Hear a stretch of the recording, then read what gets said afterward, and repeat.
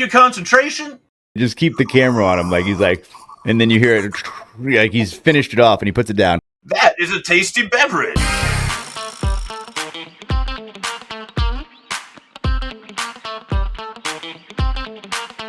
It may be the most 90s movie of all time. It has classic dialogue. It's super quotable. The characters are amazing. It's stylish. It's cool. It started that whole jump around timeline thing really in movies to make that popular. So that's one. And then number two, it's trying too hard and I kind of hate it. What? What country you from?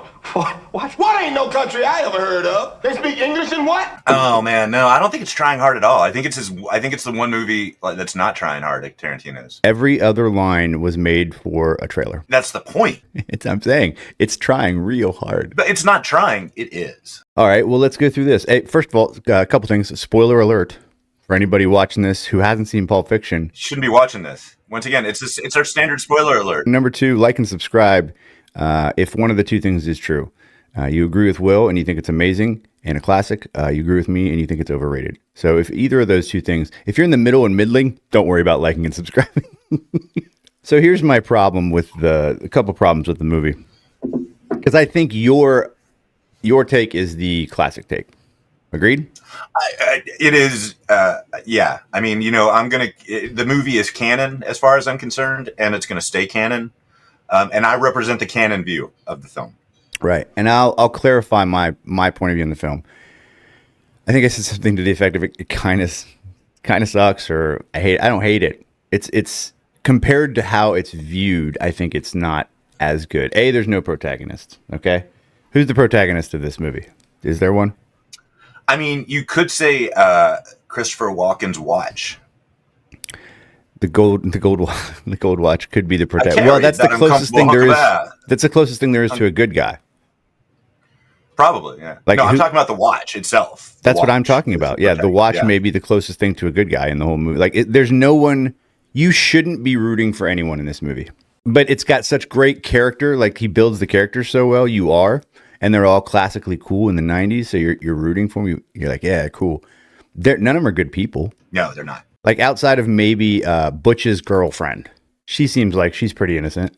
Right? Like Bruce Willis's girlfriend, who's like the ethnic cute girl who wants to get a belly because she thinks it's sexy and wants pancakes. Like, that's her role. Like, I don't think she did anything wrong in the movie. Did she get the watch? She did not. You're right. You know what? She might do the most wrong thing in the movie. She didn't do the most consequential thing in the film, which actually created the entire purpose for the film. Get the watch. To all these cinephiles and film students who say that I don't understand the writing and directing, I'm not educated enough to understand the nuance of the brilliant conceptual value of the movie. It's a great popcorn flick. I like it. It's fine. Just relax. It's not The Odyssey by Homer. Okay, so stop saying stuff like that. Not about fate. That's never been a good movie. It's never been a good movie. It's a good story. But people were like, it's about redemption and fate and morality. Pulp Fiction. I'm like, it's a good popcorn flick, and you know what? Super quotable. It's eminently quotable, and I think that this is one of those situations where English majors try and find a lot more subtext and a lot more meaning than where it really exists, and it's a great problem. I sometimes forget you're an English major, so you're the perfect person to talk to about this. I took a lot of film classes, so. In the 90s. I took a lot of film classes in the 90s. In the 90s, Dirk. In the 90s. In the 90s. Drop your cocks, grab your socks. It's the 90s.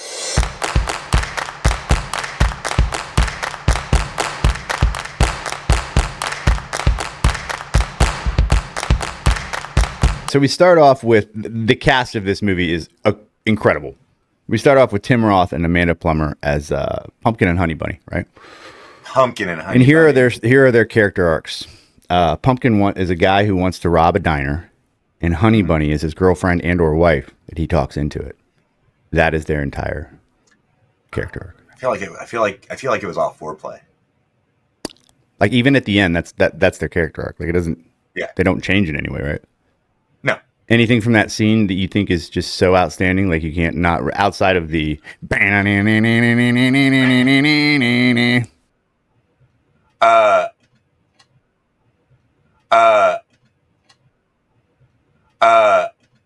We roll over. We've got Vincent Vega and Jules Winfield and a couple gangsters riding in a car. We don't know where they're going, talking about hamburgers. And here's the character arc. Ready? Vincent Vega's trying to get a case for his boss. He takes the boss's wife out on a date, and he's killed. Jules Winfield is trying to get a case for his boss, like some suitcase with something in it, and discovers God. I love the fact that we know by the end of the movie that Vincent Vega is going to get killed after dropping a deucer in Bruce Willis's apartment. It's true. When we first see them, they're going to the thing. They talk about, the Royale with cheese, which is a pretty classic scene. The dialogue is great. This is one of my favorite scenes, is them going to the scene and then not even just being in the car, but then being in the hallway and checking their watch. And it's like, we got time. Let's go over here and talk for a minute. And they're talking about... Yeah. They're like, that's when you learn really that, need like, shotguns for this. Somebody got thrown off a balcony because they gave a foot massage to the boss's wife. Like, that's when that all comes, that whole story. Samoa motherfucker better not touch the boss's wife's feet. Jen and I talked about this. I don't want anybody giving my wife a foot massage, and she doesn't want me giving any other girls a foot massage. So I don't know about almost killing somebody. I would probably get more mad at Jen.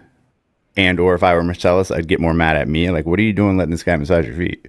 Oh, no, man. I tossed the dude into a grow house. So they go in and they have a little conversation.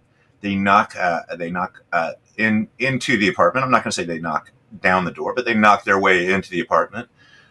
They proceed to start having a conversation about how these gentlefolk, these college kids apparently, principally among them, a character actor by the name of Frank Whaley. Yeah, that's Brett, the main guy. Yeah, he gets kind of eviscerated. You know, like they're having a conversation with him like he's a bad child, like a bad employee, but he's being held at gunpoint, and then they kill dude on the couch. Really, I never... Oh, I'm sorry. Did I break your concentration? Did I break your concentration? So there's some classic moments in that apartment.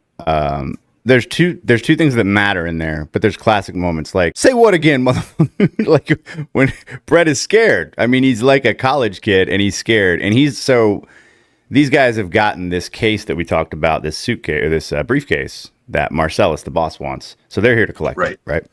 And it's kind of like, you can tell by the dialogue, they should have already delivered this thing to Marcellus.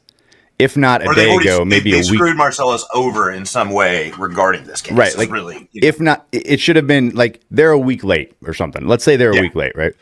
And these guys are coming to collect the situation. So, there's the burger. What kind of burger? Can I try some of your burger? And what is it? A Kuna burger? Big Kahuna Burger. Big Kahuna Burger. I heard those were delicious burgers. So the part about that I love, that is a tasty beverage. It's flexing. Like Jules is flexing on Brett, right? I'm gonna eat. Not only am I gonna eat your burger, but the way he looks at him as he's eating the burger, as if to say, "What are you gonna do about it?" And then when he goes, "Can I try some of your drink?" It's a Sprite, and he drinks the whole thing down, and they just keep the camera on him, like he's like, and then you hear it, like he's finished it off, and he puts it down. That is a tasty burger. It's like, okay, bro. It's just it's such good directing. I'm going to ask you this. Yep. Can you imagine any other actor making that scene better than Samuel L.? No, I could put somebody else in Travolta's spot, but no, not for Samuel L. Jackson. Like he is Jules.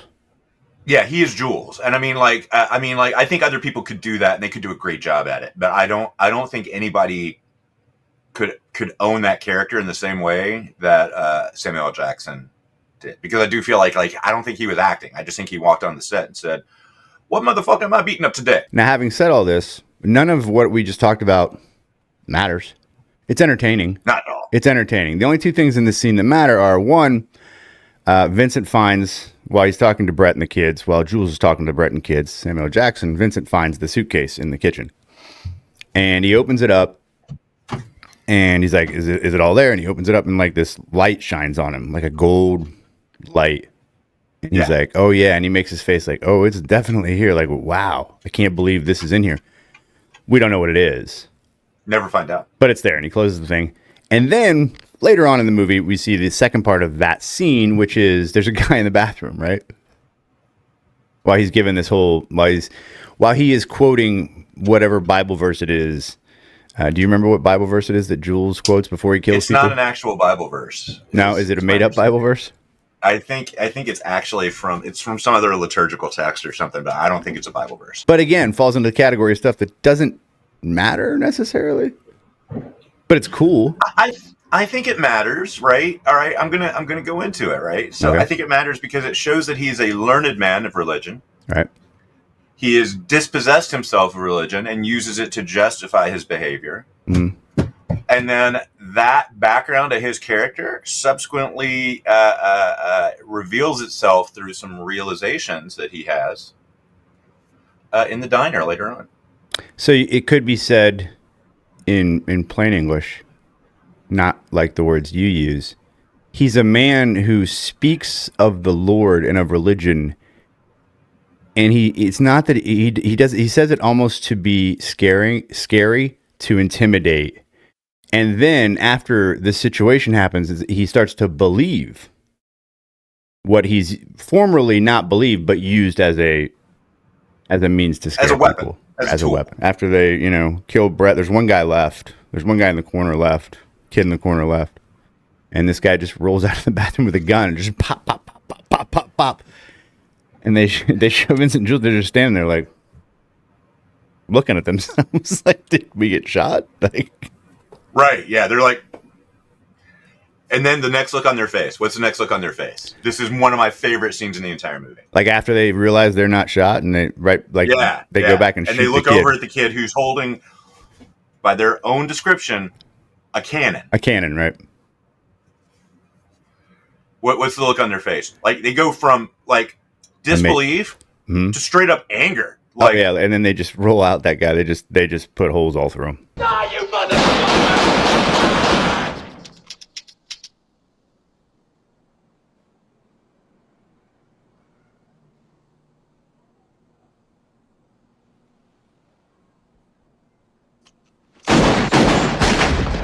We see Vincent and Jules go into a bar, and they say they're there to see the boss. And guy says, "Hold on, he's talking to somebody." And then it shoots to Bruce Willis talking to Marcellus, who is Ving Rhames, but we only see the back of his head at this point. And do you remember what the conversation was about there? And does it matter? I remember the exact conversation, and it does matter because it sets up what happens later on in the film. The conversation there does two things. It sets up the narrative event, and it also clues us into who Marcellus Wallace, the crime lord that is central to this entire story, is. And he is a bad MFer. And he's having a conversation with Bruce Willis about how he's going to take a dive. And that's going to hurt him. That's going to hurt his pride. Because he's a boxer, right? He's going to take a dive in a prize fight. And it's going to hurt him because it's his pride.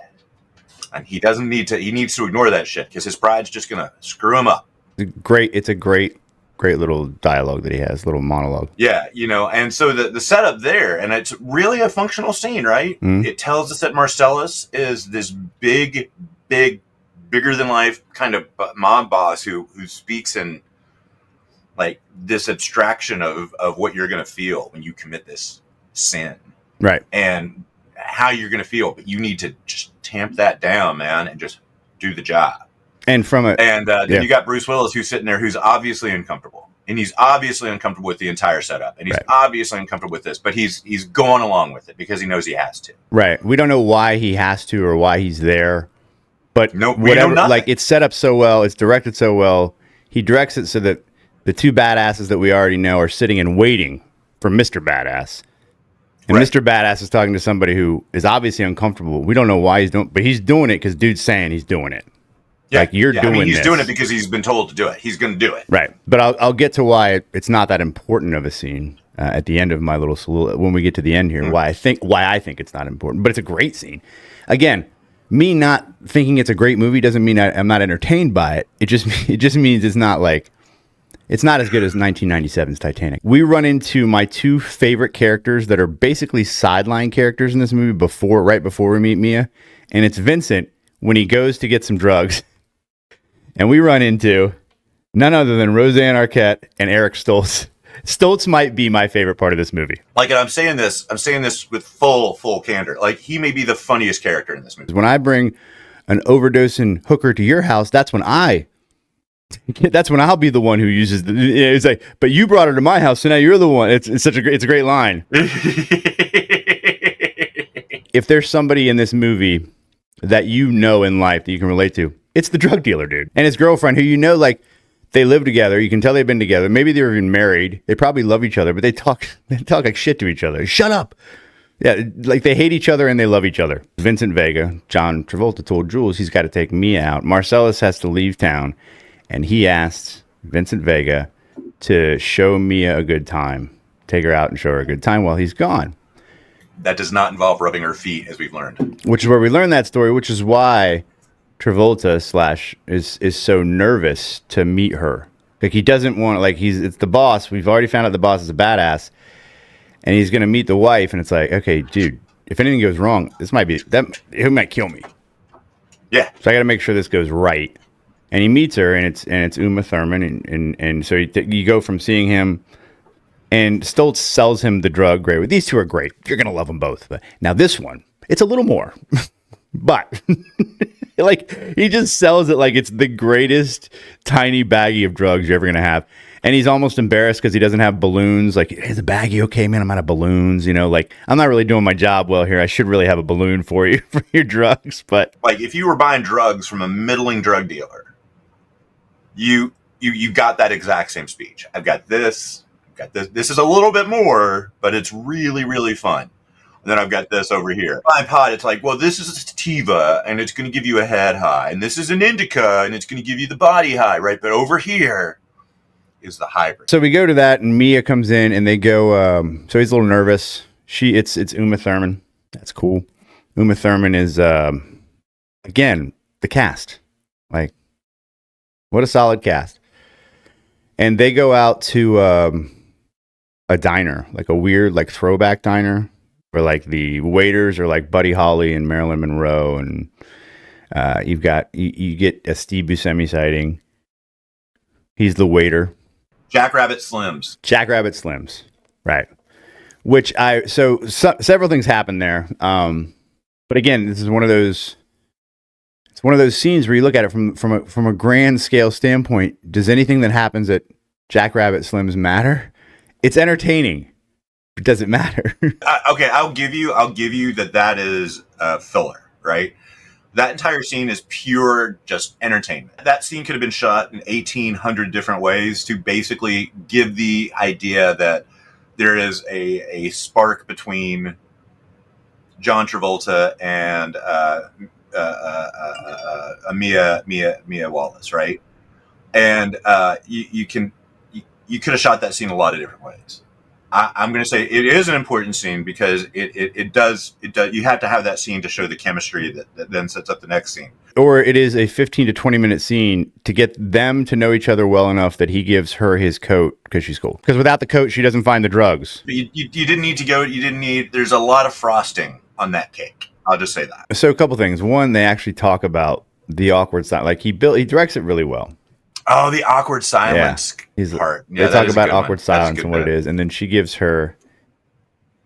She's famous for being in a pilot, so they talk about that. Like, there's not much that he knows about her, so it's like, what are you going to talk about? And then they both. This is a little bit of character exposition. Yeah, she goes to the bathroom. Does a little blow. He's obviously already on his high. I said, God damn. So by the time she gets back right before the dancing, it's like their awkward silence turns into him questioning the. So I heard a dude gave you a foot massage and got thrown out the window. Is that right? And she basically laughs at it like, that's ridiculous. What are you talking about? that's stupid. I don't know what Tony Nakahari did to Marcellus. That you know who does? That's between him and only Marcellus and he. The only way he touched me is when he shook my hand. Yeah. So that's a good. They're starting to bond, and then it's kind of like, all right. So there's a lull in the action, and then there's a dance contest, and she wants to win that trophy, buddy. She wants to win that trophy, man. She's going to make John Travolta reluctantly. And we haven't even talked about how this is kind of Travolta's comeback role, but It was Travolta's comeback role. It's huge. So to have him up there dancing is kind of a homage to Saturday Night Fever and all that stuff. Like, remember his entire career up to that point. Right. Like that's what everybody talked about when the movie came out, was like, this is John Travolta's comeback vehicle, and he dances in it and all this, but it's not what you expect. I mean, I remember all of that conversation around it on the effing. That might have been the biggest talking point was Travolta coming back, and they didn't mention he was going to have the worst wig ever, but it is one of the worst wigs ever, for that matter. I don't know that it was a wig. I think it might be real. Yeah, no, it's a bad wig, man. Watch the movie again. Watch the movie again. Really? He's wearing the same wig as Mia Wallace is wearing. Also, he's wearing the. They eventually gave that wig to Steven Seagal. He wears it to this day. But they get back, and it's kind of like it's a great scene. Again, it's entertaining because he gets there and he's like, I gotta take a piss, and she's like, music and a drink and too much information, and he goes in there. And she hangs out, and you got "Girl, You'll Be a Woman Soon." Great soundtrack to this freaking movie, just perfect. Like, there's nothing bad you can say about the soundtrack. That's the only thing Urge Overkill's ever been known for, was doing a cover version of "You'll Be a Woman Soon." Right, and it's a great cover, and she dances better than she danced at the competition in her own house. And then what? What happens, Dirk? What happens? What happens while she's dancing? What happens? What happens? In the bathroom, right? And he's talking himself into, like, he's attracted. And he knows it's about. Yeah, and he's like, okay, go out there, be polite. You have your drink, but you drink it quickly, and you say thank you, and you get out of there. Like, I got to get out of here. Like, he's doing, and we've had these talk. You've had the talk with yourself, where it's either like, all right, I'm going to man up and try to make this happen, or I got to get out of here. This is a situation I don't want to be in. What's she doing while he's in the bathroom? She's dancing, and oh my gosh, what is this baggie? It's not a balloon. It's a baggie of, it looks like Coke, because you put Coke in baggies, you put heroin in balloons. And about 28% of the audience knows that. She takes a little bump, and then she takes a little dive. And he comes out, and he finds this ODN bitch in his in her living room. She's dying, man. She's dying, man. She throws him in the car, and then what happens? I'm pretty sure he throws her in the car. Yeah, that's what I said. That's not what you said. You said she throws him in the car, which would have been awesome. Shut up, Dirk. You know what I meant. Everybody knew what I meant. She was overdosing on heroin, not PCP. That's true. And he's in his sweet-ass car. I don't know what it was. You probably do. 67. Straight convertible. She's sitting there dying, and he's like, telling her not to die on him, and he of course he's got the old cell phone, the original, where he had to dial everything because they didn't have it. There's no contacts list. Yeah. And old Eric Stoltz, he's like, dude, I'm coming to your house. I got a bitch ODing on me. She's dying, man. She's dying.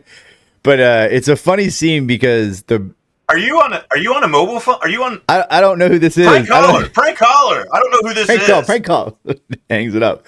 But it's great. The scene is great because the phone's ringing. He's sitting in bed eating cereal. His girlfriend's in another different room. So, and she's trying to sleep, and it keeps ringing and ringing. He's like, get it. I thought you told these guys not to call you this late. That is exactly what I'm going to tell this asshole, not to call me this late. That's exactly. He's like, it's Vincent, man. He's like, you can tell. What's the matter? And he goes, I'm headed over there. I got a bitch OD. And he's like, don't bring her here. Don't bring her here, man. Like, he goes crazy. Stoltz goes crazy. And he does it so well. Like, that's what I would do. I'd be like, dude, he's like, no, you suck it up. You suck it up. You lawyer up, and you go to a hospital right now. Do not bring her here. And then he crashes into his house as he's watching. He opens the front door. His house. It is 67 Malibu. Like, that's the thing that I've always loved, is he rams his house in the car, and that in and of itself does not provoke police activity. Right. No problem there. What'd you run into? Oh, a house. But it's great because he can hear like the squealing of the wheels, and he just opens that way too big of a front door for that house. And he just go by, and he's like, what the fuck?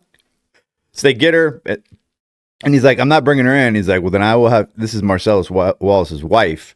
I will have to tell him that you refuse service. He's like, all right, let's go. Let's get her in here. And that's so one of my favorite scenes ensues. They got to get a shot of adrenaline into her, right? That's the decision that's made here. Because a couple things here happen here that make it the most entertaining part of the movie. One, Uma Thurman's doing a good job playing OD. Like, you buy it. Two, both guys are doing a good job playing we don't know what the hell to do, and we're scared to hell, not only because she's dying, but this is Marcellus's wife. Like, and three, Arquette is back there, and first she's pissed, and then when she starts watching them like go through the whole situation, her face is like, she's like, this is awesome, like what's gonna happen? Like, she gets so excited. She's like a kid watching like the first time watching a Disney movie. She's like going back and forth like, is it gonna work? That's my favorite part of the whole thing, is just her expression the whole time. And he starts looking for his little black book. Oh, it's my medical book. He's like, what? No, dude, we don't have time for that shit. Like, so he gets in there, and like there's a 30 to 45 second part of that scene where he's like, okay, he's like, I need a marker. He looks back and he goes, like a felt tip marker. And he turns back around and he goes, do you have it? And she's like, fuck you. And he's like, give me the marker. Get the marker. All right. He's got the needle, and he's like, you got to get through the breastplate. So you're going to have to jab it down hard. And he goes, I have to stab her 3 times. Like, no, man, no. I'm saying she's got the breastplate. You got to get through it. Bring it down in a stabbing motion. Stabbing motion. He's 3 times? Do I do it 3 times? No, man. Dude, no. What are you talking about? So this is kind of the end of one of the stories, which is them going out on not a date, but him showing her a good time. Ostensibly, this is the end of one of our stories, right? And he takes her back to the house, and she's going in, and he's like, dude, we're never going to say anything about this ever to anyone ever, right? Like, because I'll die. And she's like, yeah, dude, he'd kill me too. I'd be in just as much trouble as you, right? We start to wrap up all the ends of these things, right? And the next thing you see, I don't know if it's next, but you've got Bruce Willis. So let's continue and finish his storyline. All right. Bruce Willis is going to throw this fight. He does not throw the fight. He wins the fight. Not only does he win the fight, he kills the other boxer. Yeah. That's like a deep cut, low grade deep cut. Like, they talk about it, but you don't quite realize that he actually did kill him. Right. You only get that he jumps out of the arena wherever the boxing match took place, because you can see Marcellus's guys are going down straight for the locker room like you're dead, bro. Yep. Like, you were supposed to throw this. He had bet on himself. He jumps out the window, catches a cab. You get another great side character, which is sexy Russian chick who's got a kill fetish, who wants to hear all about killing another man. Like, she's starting to get turned on about it, and he's like, you're crazy, man. Like, you're weird. But he didn't realize he killed the guy till she told him, because she was listening to it on the radio. Yeah. Well, he knew what he was doing. Right, and as he said, well, if he'd have been a better boxer, said somebody, if he'd been a better boxer, he'd be alive. Okay. But she takes him back to an apartment where he runs into his girlfriend is staying there, and basically they've got this set up. He's on the phone, realizes he's going to get a whole bunch of money, but it's going to take 24 hours to get that money to him. And then they're rolling. They're going to Mexico or wherever they're going to end up. Like, they got to run for their lives, because Marcellus is going to find them, because he didn't throw the boxing match. And his girlfriend is probably the most annoying character in the movie. I'm not saying she's super annoying, but she's probably the most annoying character in the movie. Well, it's interesting. I think her character is pretty awful, and I think the actress was pretty terrible. Yeah. Because you could have done something with that, and there was nothing done with that at all. Right. And she is this little meek little in a sea of strong characters, and she's a like, I don't care, like, about out of her depth. Like, I'm pissed off at her when we realize what happened. Well, she had one thing. So he's doing this. He's getting the money. He's throwing the fight. He set it all up with Marcellus, which made him, now they're rich and they're on the run. She had one thing to do, which was get the watch from their old apartment. Pack up the shit. And he said specifically, don't forget my father's watch. Yeah. Which she does. She does. She literally left it on a counter. I mean, how about that? I remember it was in the bedroom around the duck or something. Like he kept it around. Oh yeah, I guess that's right. That's right. Yeah. Bruce Willis does a great job of doing what we do. You get super pissed and then become an adult and go, it's not your fault. Like, we all make mistakes. It's no big deal. I'm just going to go back and get it. And once he's in the car, he's like, God.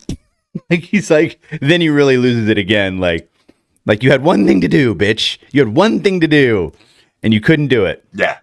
So he goes back, Oh, dude. gets the watch. And when he goes, it's like, obviously the place is going to be staked out by Marcellus's guys, but he gets there and it's pretty empty. He's doing well. He goes in, he grabs the watch, Gets inside, gets a Pop-Tart, throws it in the toaster, and then he notices something, Will. What's that, Dirk? What's he notice? There's a gun with a giant suppressor on the counter, and he looks over and the bathroom door is closed. So, would we assume that gun is a MAC-10? Yeah, I think you're right on that. Yeah. Yeah, that's a MAC-10. So Vincent, our old friend Vincent, walks out, and this is how you know it's not in chronological order as they go through. Vincent walks out and he just kills him, like just blows him away. Yeah. He looks at him like, oh, shit. Like Vincent has that face like, this sucks. Dead.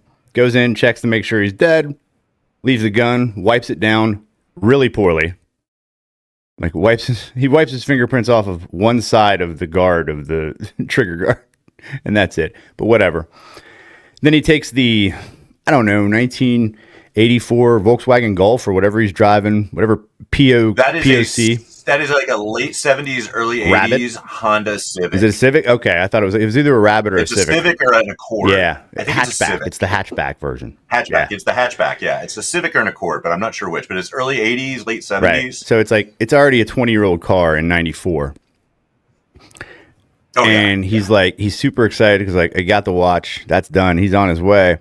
Comes to a stop light and walking across the street is Marcellus with donuts and coffee. And it's a great Ving Rhames just stops. Like, his name, he just looks over at the car and he's like, motherfucker.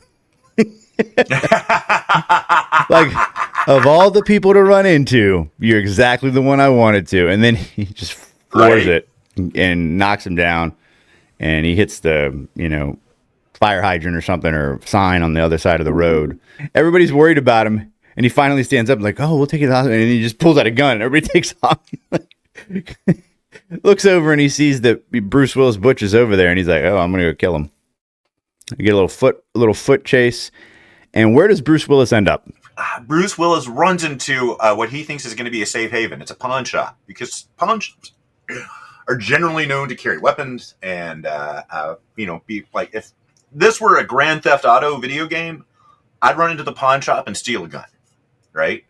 Maybe that's what he's thinking, maybe not. But he runs in and he's like, I can't remember actually what happens in this scene that transitions into the next scene. Help me out. He runs in the pawn shop, looks around real quick, just runs behind the door. And when Marcellus comes in with his gun, he grabs his arm because, he's a professional boxer. Grabs his arm, puts him down, just starts beating the life out of him, like hitting him over and over again. And then he grabs the gun that Marcellus has, puts his foot on his neck, and then he's doing like this, like he's about to shoot him. And you hear the cock of a shotgun get cocked behind him, and it's the guy who's running the pawn shop. And he's like, put the gun down. And Bruce Willis is like, stay out of this, man. It's got nothing to do with you. And he's like, put it down. And so he puts the gun down, and he says, get over here. And Bruce Willis walks over and he takes the shotgun with the butt of the shotgun and knocks him out. So now they're both out, and they wake up in the basement, tied up, right, into what is bound to be a gay sexual escapade of some kind. You can tell by. I don't think escapade is the word to use. And they wake up with ball gags in their mouth, tied to chairs next to each other in a dungeon, basically. Not really an escapade at this point. No, this is like nightmare fuel for real. Legitimate nightmare fuel. Right. Yeah. But so this whole thing, though, again, it's very entertaining. In the grand scope of things, what does it matter? It's how he gets out of debt. Bruce Willis kills him, saves Marcellus. Bruce and Marcellus, basically, the reason for this scene, I think, is you got to create a situation that is so fraught that's so intense that to rescue somebody from that situation will absolve them from a death debt. Right. And that's what happened here, right? The only consequence, Bruce Willis loses his LA privileges. Bruce Willis came into this. He's supposed to throw a boxing match. He doesn't throw the match. There's a weird gay scene in there. He hits people with a car, goes back, gets his gold watch, and that's his story. Oh, that is classic. What a great storyline. I mean, if you're judging it based on the merit of the story, I can't defend it. I mean, it's either a good story, it's a bad story. You either like it or you don't. But I mean, come on, man. It's a boxer. It's not an important story. I think it's an important story. I think it's an awesome story. You got a boxer who gets one over on the crime lord, gets two over on the crime lord when he kills one of his main lieutenants, gets a third over on him when he could escape, and then has a moral character arc where he comes back and saves the crime lord, allowing him to escape with his life and all the money that he saved, all the money that he made. So Bruce Willis, who made it, he made a deal with somebody. He goes back on that deal with somebody, and then while he's boxing a guy, murders him in the ring.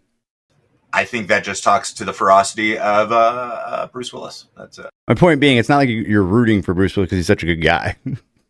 No, well, that's the beauty of the movie is like at any point, who are you rooting for, right? And I think that's the beautiful part. You said it earlier. There's no protagonist in this movie. Like I'm never rooting for anybody. I'm just watching what the fuck's happening. Right. All right. So from there, we're getting close to the end, and this is one of my favorite scenes here is after Vincent, who's still alive because they jump back and forth here. So now we're going back in time to right after they're in the apartment with Brett and the kids. Oh, and they've got the suitcase, right? Yeah. And there's one kid left in there, and they take him with them in the car. Is his name Marvin? I think it's Marvin, yeah. Yeah. And they're in the car, and they're driving, apparently just to go drop off this briefcase to Marcellus, but they've got the kid in the back. I don't know what they're going to do with the kid. Maybe let him go. They might let him go. Maybe they recruit him. Yeah, you think that there's at least an affinity for this kid, right? You think that they seem to like him. Or maybe he's involved with them already. Maybe he's been diming out the other kids that got killed. We don't know, but we know that he's copacetic with these people enough that he's not afraid of getting killed when he does. Yeah, most likely he's the rat that ratted out Brett and the other guys, but we don't know that. We don't know that. So Jules is driving, and old John Travolta as Vincent Vega turns around and starts talking to him. And I can't remember what he's talking about, but they're just having a normal conversation. And he's got the gun at the top of the thing. He's like, you can't, and he just blows his head off. And you got brains everywhere, right? And that's when nobody, obviously they didn't mean to do it. And that's, again, it's very entertaining. And they show up to Tarantino's house. Tarantino's in the movie now. Like they randomly show up to his house. That's where they drive. They got to take care of the situation. And Tarantino's wife's getting back in an hour and a half. And if she sees the car and the Bonnie. Boom. Right, because it's the Bonnie situation. Now I remember. It's the Bonnie situation. That's right. We have a Bonnie situation. We have a Bonnie situation. So they got to get that car, the dead kid's body, the car cleaned up, and get the car out of there like nothing ever happened, like they were never there in an hour and a half. And they call the Wolf. Mr. Wolf. Mr. Wolf. Played by, again, the cast. Harvey Keitel, man. The Fox shows up. Mr. Fox shows up, instructs them what to do, how to do it. Mr. Fox. That was awesome. Mr. Wolf, Mr. Fox. They're all predators. Helps them get through the situation and has a little run-in with Vincent, and then subsequently puts Vincent in his place a little bit, and then drives off after they drop off the body at a junkyard. That's perfect. So this whole scene, which you laid out nicely, we don't need to necessarily nuance it because you kind of get the idea. The Wolf's awesome, and they respect him. And Vincent talked out of turn, and he even acknowledged it. Vincent has oppositional defiance disorder, is really what Vincent has. Obviously. Yeah. What else could it be? So you get done with that. What is that scene? What does that have to do with the movie? Again, it's entertaining. Well, it pays off what happens with the case and the interregnum of it, right? So once again, man, this isn't about like being involved. This is observational. Like you're observing these people. You're not cheering for them. You're not doing anything. This is a slice of several people's lives that intertwine, and through hot skip narrative, it comes back and forth through the timeline. But it shows how these people's lives intertwine, where they are, what happened to them. You know, like look at John Travolta's character. In the span of a day, he gets back from Amsterdam. He kills a bunch of kids. 2 days, sorry. Kills a bunch of kids. Takes his boss's wife, or actually, before he kills a bunch of kids, splatters brains all over the backseat of a car, cleans it up, takes his boss's wife out for dinner, almost fucking kills her, then comes back the next morning and is just dropping a deuce after what has to arguably be a terrible, terrible, terrible day. The day before, we're assuming, has to be awful. Drops a deucer and then gets zipped up in a bag by fucking Bruce Willis. Like that's an amazing story arc right there. That's an amazing story. Like that's a bad day. You make a good point. It's a good story. It's an entertaining story. And you also make my point. People talk about this movie, a lot of people, as one of the best movies. Like this is a top 25 movie of all time. It's Pulp Fiction. It made the 90s. It made Tarantino. So now you're comparing it to Gone with the Wind, Titanic, Ben-Hur. Like in the grand scope of things that changed the world, right? And now you just gave me the synopsis of probably the most fleshed out character, and it involved dropping a deuce and then get shot and killed. This is why it's a very good movie, and it's directed well, and the dialogue is awesome, but it's not as great as people say it is. It's just it's a really good movie. Just everybody relax with like, oh, it's top 25 movie. No, it's not. It's about if everything had actually happened to these people, nobody would know it, and nobody's life would change in the real world. I think that's really what it's about, right? It's about saying that there's a certain nihilism to it, right? There's a certain Kierkegaardianism to it's all pointless, and it all intersects and it all disintersects, and it all is going to happen the way it's going to happen, right? I mean, it's more a story about kind of the futility of fate, and less a story about some magnanimous earth mover. It's a 90s story, man. It's a 90s story. It's about how it's a Gen X story. It's a story about how we're all just fucking meat puppets.